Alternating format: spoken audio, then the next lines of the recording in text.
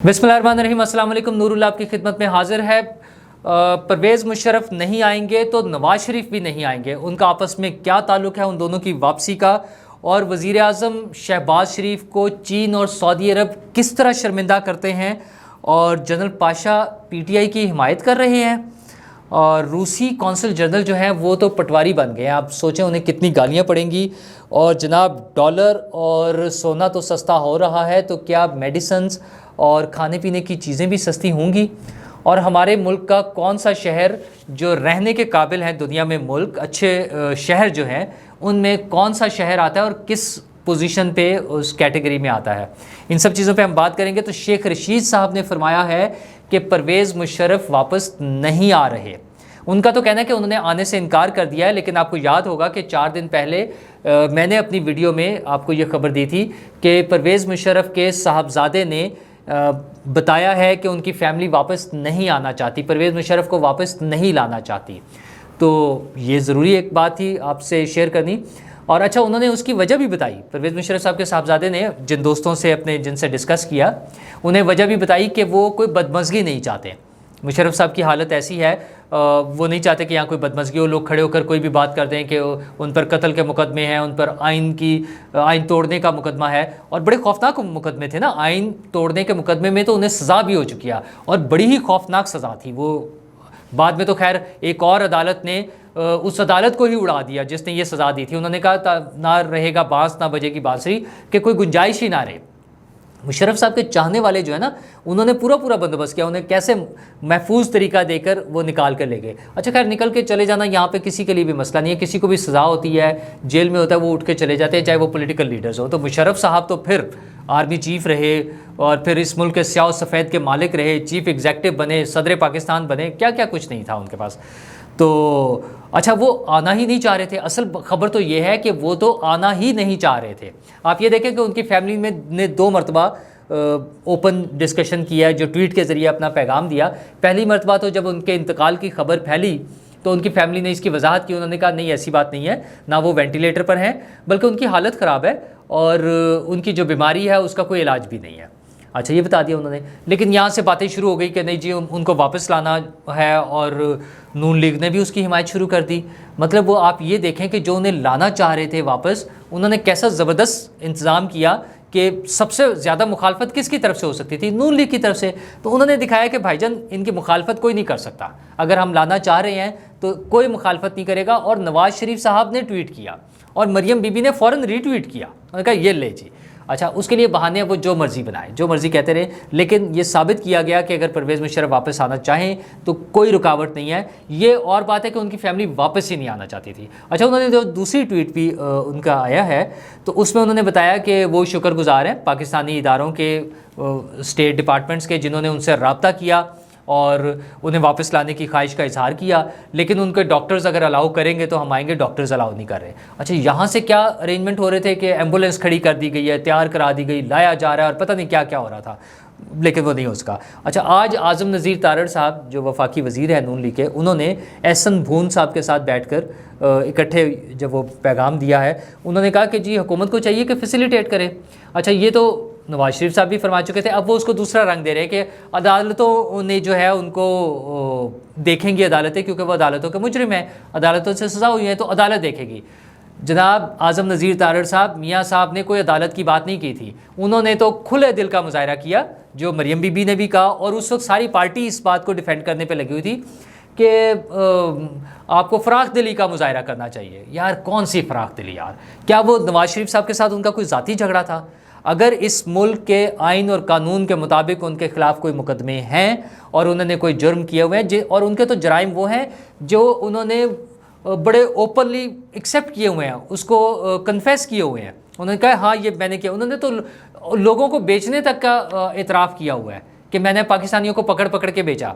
अच्छा, और हमें क्या चाहिए? उनकी किताब पढ़ लें, पाकिस्तान के अड्डे दिए और पता नहीं क्या क्या कुछ किया। यार इससे ज़्यादा क्या हो सकता था? पाकिस्तान का आइन तोड़ा, कब्ज़ा किया, फिर वो 2007 वाली इमरजेंसी लगाई, जजेस को कैद किया। मतलब क्या क्या मुकदमे नहीं है। कराची में कत्लो गारत हुई तो उन्होंने ऐसे मुक्के लहरा के कहा कि देखिए आपने अवाम की ताकत या मेरी ताकत। تو ایسے شخص کے بارے میں نواز شریف صاحب اس کو ریلیف دینے کے چکر میں تھے. پتہ نہیں نواز شریف صاحب کی بھی کوئی مجبوری ہوگی شاید. وہ خیر وہ اب جو شیخ رشید صاحب ہیں جو کہ بڑے کلیم کرتے ہیں کہ ان کے تعلقات ہیں اسٹیبلشمنٹ میں, جی ایچ کیو میں, بلکہ وہ تو اپنے آپ کو جی ایچ کیو کا آدمی کہتے ہیں نا, تو اب انہوں نے بھی یہ اعلان کر دیا کہ پرویز مشرف صاحب نہیں آئیں گے. خیر اب وہ نہیں آئیں گے تو نہ صحیح, لیکن ان کے جو دوسرے ساتھی ہیں فواد چودھری صاحب, انہوں نے آج ایک اور کمال کیا. انہوں نے جو عمران خان صاحب کا بیانیہ ہے وہ سازش والا, اگرچہ وہ پٹ گیا ہے, اس پہ کوئی جان نہیں رہی, لیکن انہوں نے بھی آج اس قطب مینار کو گرا دیا. انہوں نے کہا کہ فوج نے ہمیں فارغ کیا, اگر فوج نہ چاہتی ہماری چھٹی کرانا تو ہماری چھٹی نہیں ہونی تھی. اچھا جی, مطلب وہ مان رہے ہیں کہ فوج نے کہا ہے. اچھا فوج نے کیوں کہا ہے اس کی وجہ وہ نہیں بتاتے کہ فوج نے کیا کہا, لیکن اب وہ ایک اور بات کر رہے ہیں. وہ کہہ رہے ہیں کہ ہماری ڈیل یہ تھی کہ الیکشن ہو جائیں گے, اسمبلیاں توڑ دی جائیں گی اور الیکشن ہو جائیں گے. او بھائی آپ کیوں ڈیلے کر رہے تھے کہ ہم اگر اسمبلی میں آتے تو آپ اسمبلی میں خود ہی نہیں آئے. اور انہوں نے کہا جی نون لیگ نے جب ہمیں دیکھا کہ ہم کمزور ہو گئے ہیں تو پھر وہ پیچھے ہٹ گئے اپنی بات سے اور انہوں نے ہماری چھٹی کرا دی. اچھا تو فواد چودھری صاحب آپ کی تو چھٹی ہو ہی گئی تھی نا, تو آپ پھر کیوں ڈیلے کر رہے تھے. دوسرا انہوں نے اعتراض کیا ہے اور طنز کیا ہے اور تنقید کی ہے عدلیہ پر اور فوج پر. انہوں نے کہا کہ یہ نیوٹرل نہیں ہو سکتے. فوج کے بارے میں تو بڑا کلیئر ان کا ہے, ساری پارٹی کا اوپر سے نیچے تک, عمران خان صاحب سے لے کے اور نیچے تک ہر بندہ, کہ وہ نیوٹرل ہو ہی نہیں سکتے. اچھا کبھی نیوٹرل کرنے کی کوشش کرتے ہیں اور آپ کہتے ہیں نیوٹرل نہیں ہو سکتے. انہوں نے کہا جی فوج تو ایک پلیئر ہے اس ہماری سیاست میں, ایک بڑا پلیئر ہے, تو وہ کیسے نیوٹرل ہو سکتے ہیں. یعنی وہ ان کی نیوٹرالٹی جو ہے پی ٹی آئی کو ہضم نہیں ہو رہی ہے. وہ چاہتے ہیں کسی بھی طرح فوج جو ہے آ کے دوبارہ ان کی انگلی پکڑ لے اور انہیں چلاتے ہوئے لے کر آئیں اور آ کے وزیر اعظم ہاؤس میں بٹھا دیں. یہ اتنی سی ان کی خواہش ہے, ننھی منی سی. لیکن حضور یہ کیسے ہوگی, اس طرح سے نہیں پوری ہوگی. دوسری طرف آپ اسی فوج کے خلاف نفرت انگیز مہم چلا رہے ہیں, نفرت پھیلا رہے ہیں. روزانہ جو گھٹیا قسم کے ٹرینڈز چل رہے ہیں, آرمی چیف کے خلاف جو زبان استعمال کر رہے ہیں آپ, اور آپ کے چاہنے والے فوجی جو ہیں, ریٹائرڈ فوجی جو ہیں, جن کے ذریعے آپ جو بیانات دلوا رہے ہیں, کیا کیا کمال آپ کر رہے ہیں, کیا گند مچایا ہوا ہے. اچھا اب ایک اور وہ فوجی ہیں, ان کا ایک ویڈیو کلپ آ گیا ہے, وہ ہیں کیپٹن اعجاز راجہ صاحب. تو کیپٹن اعجاز راجہ صاحب کی جو ویڈیو ہے وہ ظاہر ایک پوری ویڈیو موجود ہے 7-8 منٹ کی, لیکن ان کا اپنا یوٹیوب چینل بھی ہے جو وہ انگلینڈ سے آپریٹ کر رہے ہیں اس انفارمیشن کے مطابق جو اس چینل پر گیون ہے. تو لیکن جو پی ٹی آئی کے حامی ہیں انہوں نے تو پوری ویڈیو دیکھنی نہیں, انہیں اپنی مرضی کا جو کلپ لگا ہے اور اس کے مطابق وہ اس کو پوسٹ کر رہے ہیں. وہ کہہ رہے ہیں کہ یہ جنرل پاشا صاحب جو ہے وہ عمران خان صاحب کی حمایت میں کھل کر سامنے آ گیا. او عقل کے اندھو, ایک تو کسی کو شکل ہی دیکھ لینی چاہیے کہ وہ جنرل پاشا نہیں لگ رہے ہیں. دوسری چیز وہ خود بتا رہے ہیں کہ میں کیپٹن اعجاز ہوں. پھر وہ بتا رہے ہیں, اچھا یہ والا سٹارٹنگ پورشن تھا یہ مس ہو گیا, تو وہ بتا رہے ہیں کہ میرے جو کولیگز تھے, میرے جو بیچ میٹس ہیں, وہ اب میجر جنرل بن گئے ہیں.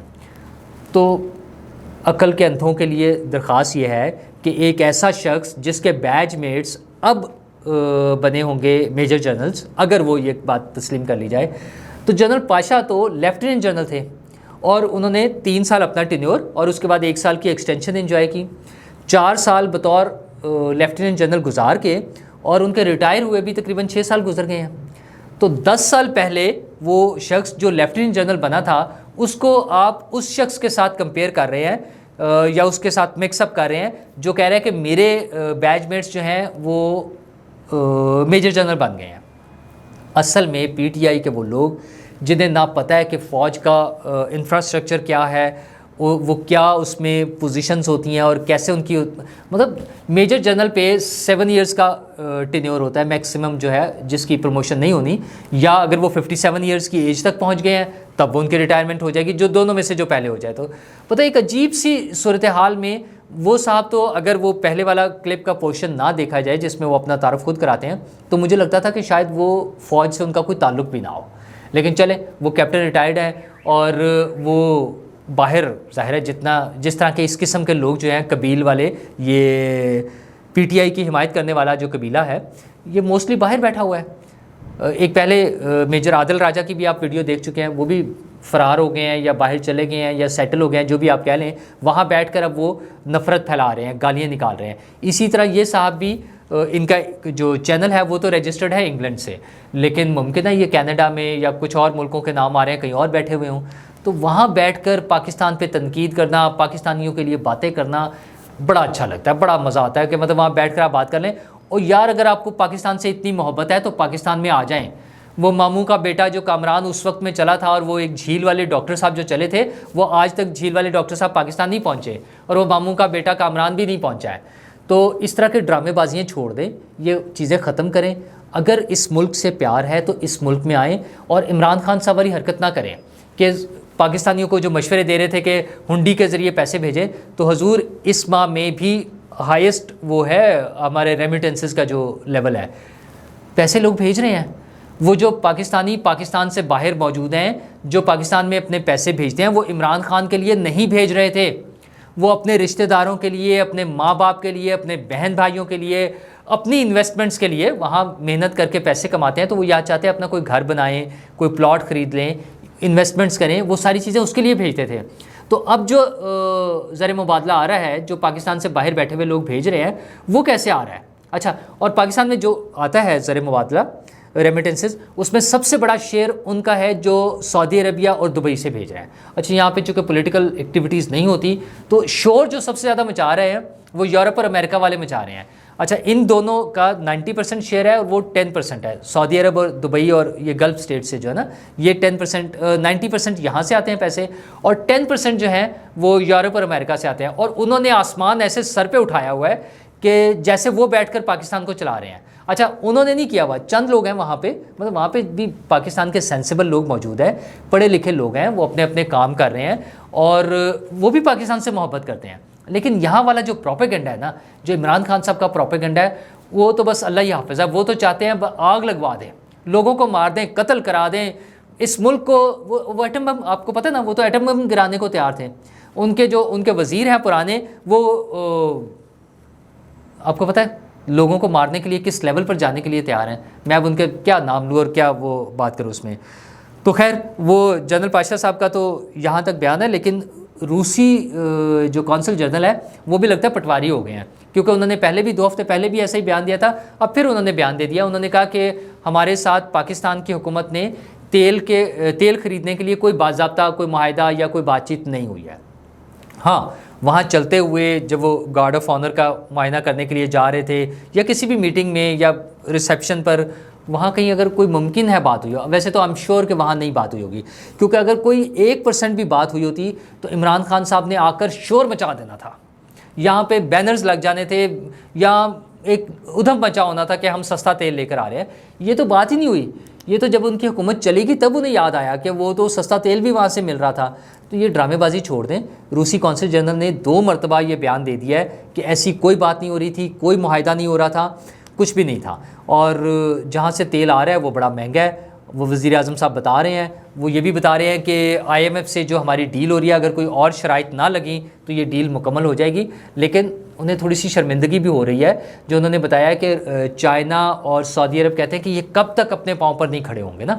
مطلب انہوں نے کہا ہم کب تک بار بار جا کر ان سے مانگتے رہیں گے. بالکل ٹھیک بات ہے، یہ ہمیں دوسروں پر انحصار اپنا ختم کرنا ہوگا.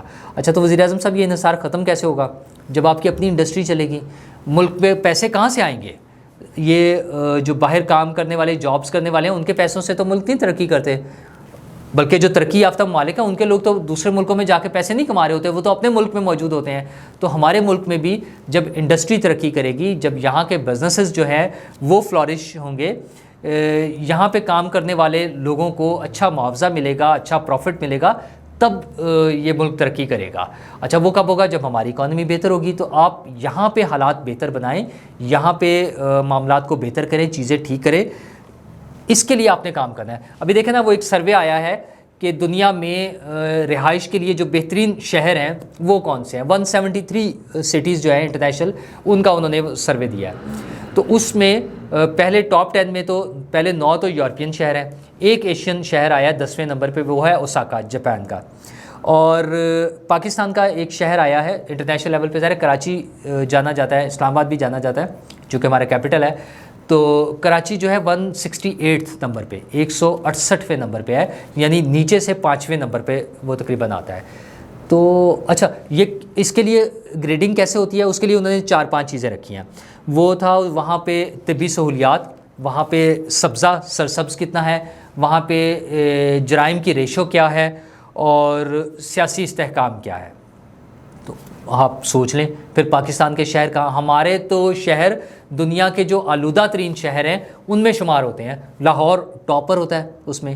تو ایسے ملکوں میں یہ وزیر اعظم صاحب سے جو میں بات کر رہا تھا کہ اپنے ملک کی ترقی کے لیے تبھی ہوگا جب آپ اپنے ملک میں حالات بہتر بنائیں گے, لوگوں کے لیے زندگیاں آسان بنائیں, ٹرانسپورٹیشن کا سسٹم اچھا ہو, ایز آف ڈوئنگ بزنس جو ہے اس پر کام کریں, لوگوں کے لیے بزنس کرنا آسان ہو, ٹیکسیشن کو بہتر کریں, انیشلی کم کریں تاکہ لوگوں کو موٹیویشن ملے, اس میں انویسٹ کریں. وہ پلازوں میں اور یہ جو ہے ہاؤسنگ سوسائٹیوں میں انویسٹمنٹ کرنے کی بجائے لوگ بزنس میں انویسٹ کریں, بزنس میں آئیں تاکہ جس میں لوگوں کو روزگار ملے اور وہ اس کا ایفیکٹ آئے, رول اوور ایفیکٹ آئے پیسوں کا نا, وہ چلے بجائے ایک جگہ ڈمپ ہو جائیں. پلاٹ خرید لے آپ 5-10 کروڑ کے اور اسی کو سمجھے کہ اسی سے آپ نے سارا پروفٹ لینا ہے.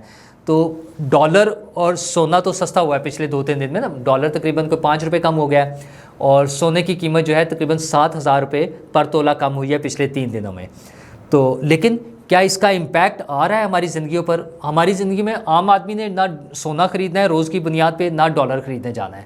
تو ہم نے جو خریدنا ہے وہ تو کھانے پینے کی چیزیں ہیں. اس کی انفلیشن جو ہے کھانے پینے کی چیزوں کی جو پرائسز ہیں تقریباً 17.5% پچھلے ماہ میں بڑھی ہیں. تو اس پہ کام کرنے کی ضرورت ہے کہ کھانے پینے کی چیزیں سستی ہوں.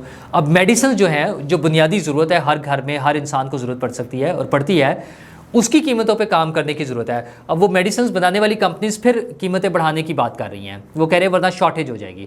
اچھا یہ بڑا آسان طریقہ ہے ان کے لیے کہ میڈیسن کو غائب کر دیتے ہیں شہر سے, دکانوں سے, اسٹور سے. جب اس کی سپلائی نہیں آئے گی لوگ دھکے کھاتے پھریں گے اور پھر اس کے بعد اس کی قیمت بڑھ جاتی ہے. تو یہ حکومت کے کرنے کا کام ہے, یہ حکومت نے سٹیپس لینے ہیں کہ وہ دیکھیں کہ ہم نے کہاں پر جو ہے اس کو کنٹرول کرنا ہے. یہ لوگوں کے لیے آسانیاں پیدا کرنا, لوگوں کے لیے کام کرنا حکومت کا کام ہے. تو جب حکومت اپنا کام صحیح کر رہی ہوگی لوگ خوش ہوں گے, آپ کو دوبارہ ووٹ بھی دے دیں گے. تو ہمارے ہاں تو یہ تو 5 سال تو اب چلا ہے, پہلے تو 2-2 سال بعد الیکشن ہو جاتے تھے. چلیں 5 سال بعد بھی ہونا ہے تو اپنا کوئی مینیفیسٹو بنائیں, اپنا کوئی پلان بنائیں, لوگوں کے ساتھ شیئر کریں کہ آپ ان کے لیے کیا کرنے جا رہے ہیں, کیا کچھ کر رہے ہیں. اچھا وہ آپ نے جو چین نے بھی اس پہ اظہار کیا ہے کہ اپنا سی پیک کو دوبارہ سے ہم کریں, کنٹینیو کریں, اس پہ ورکنگ دوبارہ بہتر کر دیں. ML1 پر بھی کام کرنے کا انہوں نے عندیہ دیا کہ ہم اس پہ دوبارہ کام شروع کر دیں گے. تو یہ چیزیں ہیں کرنے کی, اس طرف آئیں تاکہ لوگوں کے لیے آسانیاں پیدا ہوں, ہمارے ملک کے حالات بہتر ہوں, امن و امان بہتر ہو, سکون کے ساتھ زندگیاں چلیں اور لوگ خوش و خرم زندگی گزار سکیں. شکریہ.